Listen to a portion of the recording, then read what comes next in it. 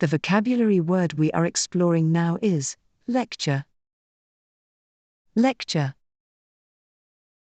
Whether it's in a college hall or at the dinner table, a lecture is more than just a speech, it's a sharing of knowledge, perspective, or sometimes even a warning.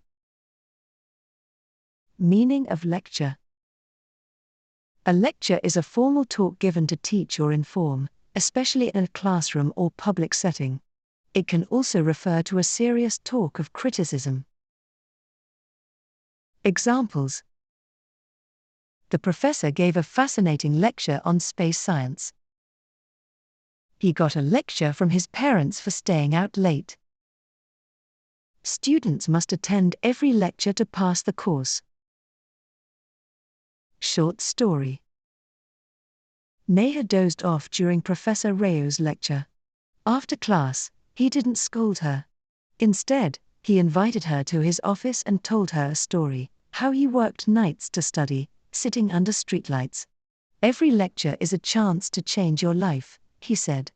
That moment felt less like punishment and more like a gift. From then on, Neha listened closely, both in class and in life.